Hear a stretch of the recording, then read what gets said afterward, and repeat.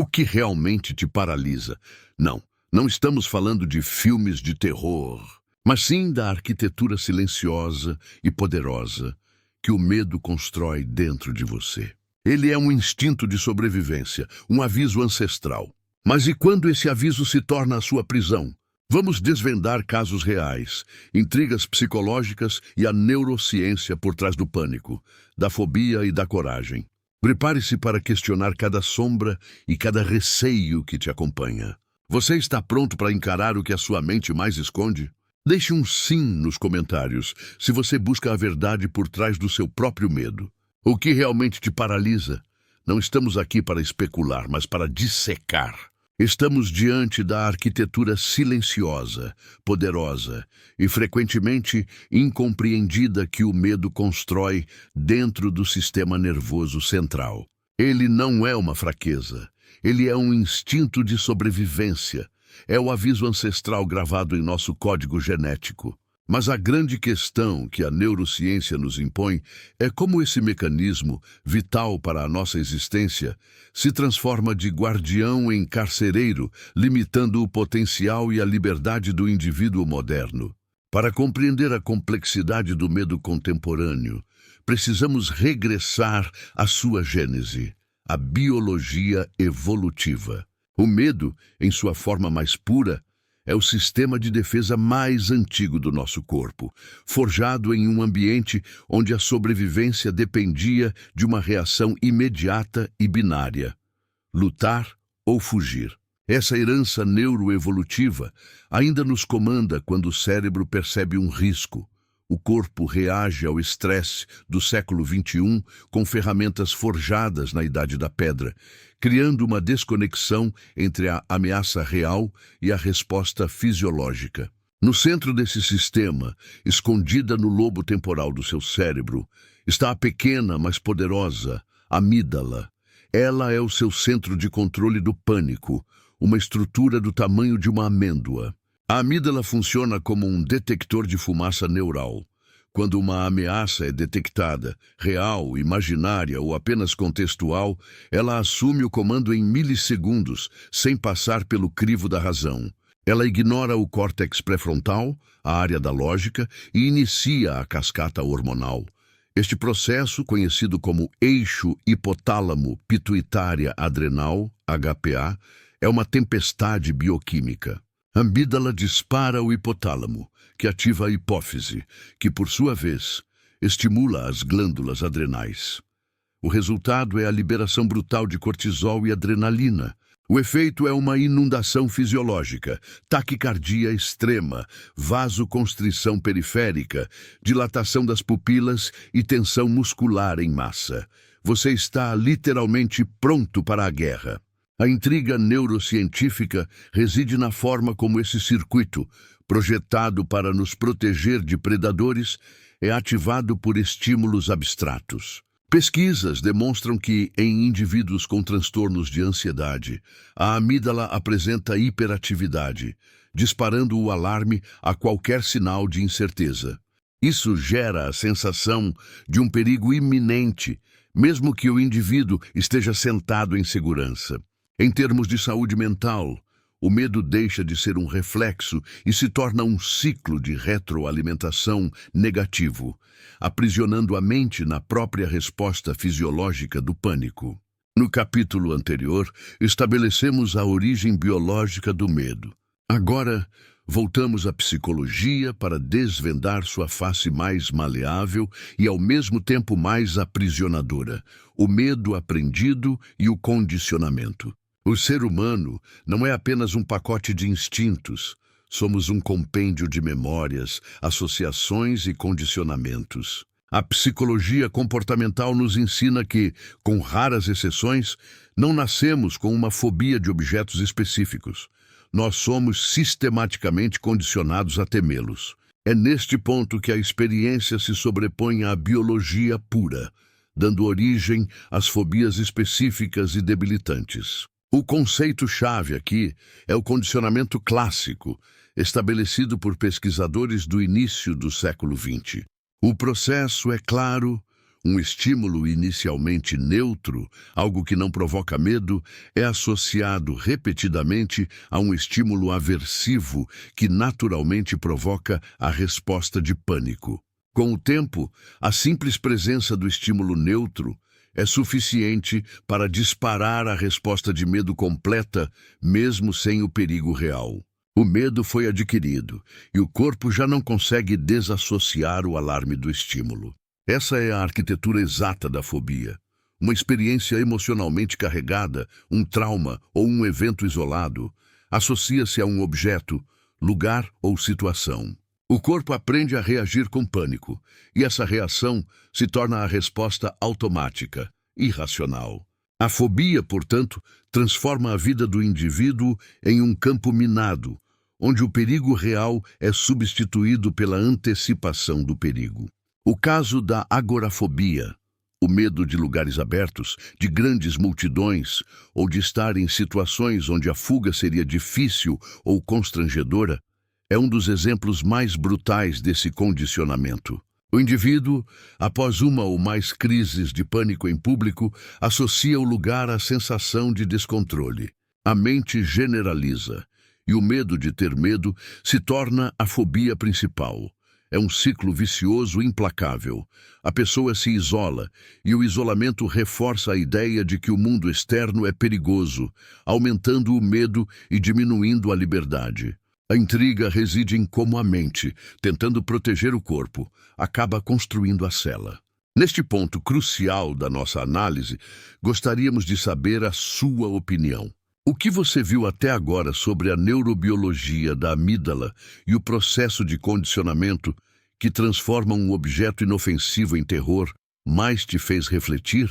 Deixe sua resposta nos comentários. Se o medo, em suas formas irracionais, é uma prisão psicológica construída pelo condicionamento, a terapia de exposição e a dessensibilização sistemática são a chave que a psicologia comportamental oferece para a liberdade. É aqui, no campo da intervenção clínica, que o indivíduo luta de volta contra o próprio cérebro. A definição mais transformadora de coragem que a psicologia nos oferece não é a ausência de medo. Pelo contrário, é a ação deliberada apesar dele. E é exatamente isso que o processo de dessensibilização visa ensinar, reprogramando a resposta da amígdala. As técnicas clínicas confrontam o paciente com a própria fobia, mas de forma gradual, controlada e hierárquica. O objetivo não é apagar o medo, mas reeducá-lo, provando e convencendo o centro de controle do pânico de que o estímulo temido não está correlacionado a uma ameaça de morte. O terapeuta, agindo como um guia, estabelece uma hierarquia de exposição, começando com fotos do objeto fóbico, passando por vídeos, depois simulações e, finalmente, a exposição em vivo, na vida real, sempre em um ambiente seguro. O princípio científico por trás disso é a habituação. Com a repetição controlada do contato com o estímulo, a resposta fisiológica de alarme do corpo diminui gradualmente. O cérebro, repetidamente exposto ao estímulo sem consequências catastróficas, aprende que o alarme é falso. A emoção do medo pode surgir, mas a resposta de pânico diminui até se extinguir.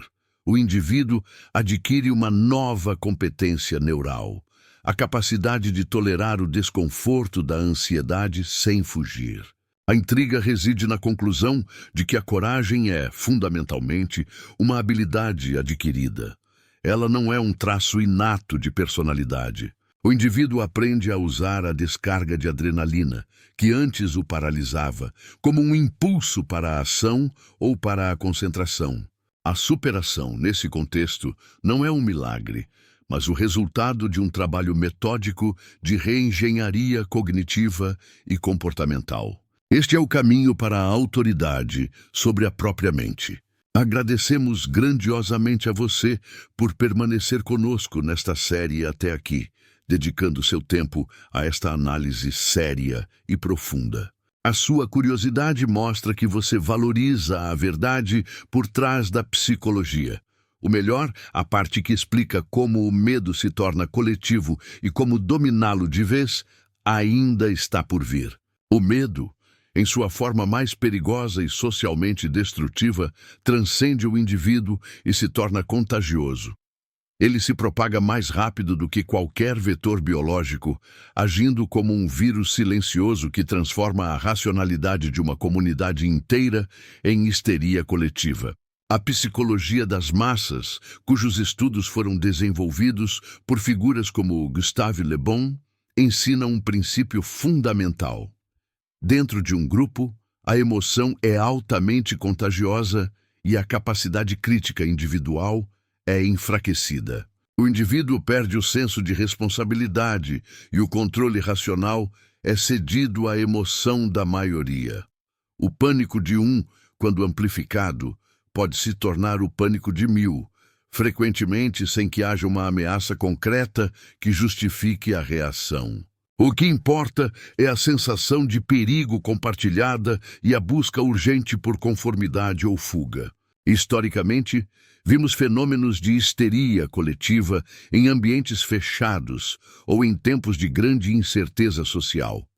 Surtos de doenças psicossomáticas em escolas ou fábricas, onde a ansiedade compartilhada se manifesta em sintomas físicos reais, vertigem, náusea, desmaios, que não possuem uma causa orgânica. No mundo atual, a tecnologia, as plataformas sociais e o ciclo de notícias 24 horas por dia se tornaram os maiores amplificadores desse medo.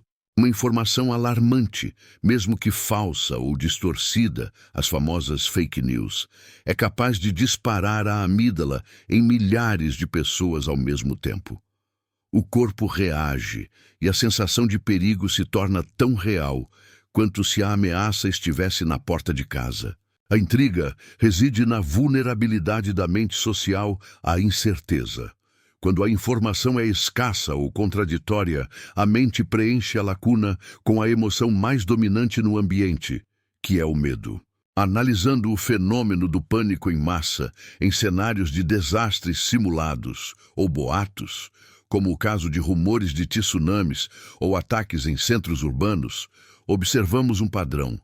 A narrativa falsa causou mais danos reais, materiais, logísticos e psicológicos do que o evento que nunca existiu. O medo contagioso demonstra a fragilidade da nossa racionalidade em face da incerteza. A lição é crucial. A única defesa contra a histeria é o domínio do fato, a pluralidade de fontes e a nossa capacidade de filtrar a informação antes que ela se torne uma resposta emocional em cascata. Chegamos ao ponto de inflexão desta profunda jornada. Se o medo é um fato da vida e a biologia nos prova que é inegável, a paralisia é uma escolha. A diferença crucial entre o indivíduo aprisionado e o indivíduo que age é a forma como ele interpreta, gerencia e integra essa emoção poderosa em sua vida. Não se trata de buscar a eliminação do medo. Isso seria imprudente. O medo, em sua função primordial, é e sempre será uma bússola. Ele aponta para onde precisamos exercer a prudência, para onde o perigo real espreita e para onde a nossa força interior e habilidades ainda estão em desenvolvimento. O objetivo é a discriminação. Diferenciar o medo racional, a resposta protetora, do medo patológico, a resposta limitadora. Na terapia cognitivo-comportamental, o foco final é a reestruturação cognitiva. Isso envolve ensinar o indivíduo a questionar a validade da voz do medo, desarmando o ciclo de pensamentos automáticos negativos. A adrenalina que antes paralisava pode ser conscientemente canalizada para o foco e a precisão exigidos em situações de alta pressão. O medo não desaparece, mas a resposta comportamental a ele é radicalmente alterada. A emoção é validada como um sinal, mas a ação é controlada pela razão. Pesquisas em resiliência mostram que a capacidade de tolerar o desconforto da ansiedade sem reagir em pânico é o marcador mais forte de adaptabilidade psicológica. O indivíduo resiliente não sente menos medo.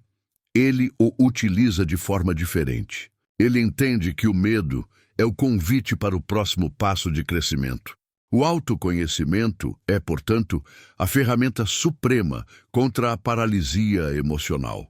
Quando dedicamos tempo para entender de onde vêm os nossos medos, se são ecos da biologia, resquícios de traumas passados ou apenas sugestões do meio social, nós os desarmamos. A ciência nos devolve o controle. O medo aponta para onde você precisa avançar, não para onde você deve recuar. O seu medo é um aliado, não uma âncora. A escolha de como usar essa poderosa força da mente é inteiramente sua. Chegamos ao fim desta jornada intensa.